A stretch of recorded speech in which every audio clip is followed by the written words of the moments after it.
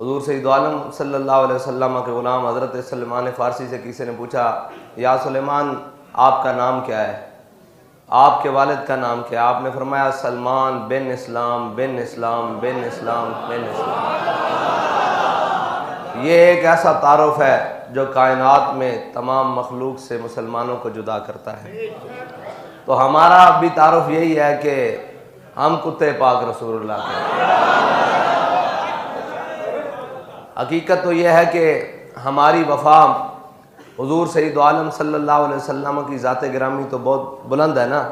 ہماری وفا تو اس وفادار رسول سے ہے جس نے اپنی ساری زندگی حضور کے ساتھ وفا میں گزار دی۔ ہماری وفا کا تقاضا یہ ہے کہ جو نظریہ، جو سوچ، جو رستہ وہ ہمیں دے کر گئے ہم اس پر کاربند رہیں، نہ اس سے ایک انچ آگے نہ ایک سوتر پیچھے۔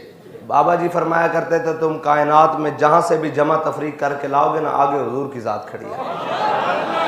تم قلعدم کر دو گے پھر بھی لبیک یا رسول اللہ ہوگا، تم گولیاں چلاؤ گے پھر بھی لبیک یا رسول اللہ ہوگا، تم FATF کی شرائط مانو گے تب بھی لبیک یا رسول اللہ ہوگا۔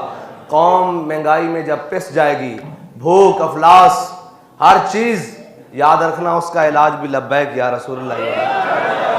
ہر چیز کا علاج لبیک یا رسول اللہ ہوگا، اور اگر کسی کے دکھوں کا مداوع ہوگا تو وہ حضور کے نام سے ہی ہوگا، وہ اسی نظام سے ہوگا، وہ نظام عدل قائم کرنے سے ہوگا جو میرے آقا و مولا صلی اللہ علیہ وسلم دے کر گئے، اس قرآن سے ہوگا جو میرے آقا و مولا صلی اللہ علیہ وسلم کے قلب اطہر پر نازل ہوا، اور کائنات میں کسی دکھ کا، کسی مرض کا مداوع کہیں اور سے نہیں ہے۔ اقبال کہتا ہے اب کیا کریں، مسلمانوں کے اندر وہ شان محبوبی نہیں رہی۔ اقبال شان محبوبی کا کیا مطلب ہے؟ اقبال کہتا ہے وہ گفتار تو ان کی تھی جلال قہر آنکھوں میں، کہتا ہے کہ تیری نگاہ سے دل سینوں میں کانپتے تھے، تیری نگاہ سے صرف تو دیکھتا تھا تو سینوں میں دل پھڑک اٹھتے تھے۔ کہاں گئی ہے وہ نگاہ؟ اور اس لیے وہ نگاہ کہ وہ یورپ نے خیرہ کر دی ہے، یورپ نے برباد کر دی ہے، یورپ نے وہ دکھا کر، وہ سنا کر، وہ منظر لاتے ہیں سرور اول دیتے ہیں شراب آخر دے کر، مسلمانوں کی نگاہ کو خراب کر دی۔ اقبال کہتا ہے تیری نگاہ سے دل سینوں میں کانپتے تھے، کھویا گیا ہے تیرا وہ جذبے قلندرانہ۔ سچی بات ہے، ہم دیکھتے تھے اتنی مشکلات، اتنی دھمکیاں اور اتنے معاملات، بابا جی صرف ایسے مڑ کر دیکھتے تھے نا تو ساری صفائی ہو جاتی تھی، صرف ایک ترچھی نگاہ سے۔ وہ کیا تھا اس کے اندر؟ کمال کیا تھا؟ ایک اپنے آقا و مولا صلی اللہ علیہ وسلم سے وفاداری تھی، اور دوسرا اس آنکھ میں حیا بڑا تھا، اس آنکھ میں حیا بڑا تھا۔ ہمارے آقا و مولا صلی اللہ علیہ وسلم نے فرمایا الحیاء من الایمان، ایمان اور حیا ایسے ہیں، جب ایمان جاتا ہے تو حیا بھی چلا جاتی ہے، اور جب حیا جاتی ہے تو ایمان بھی چلا جاتا ہے۔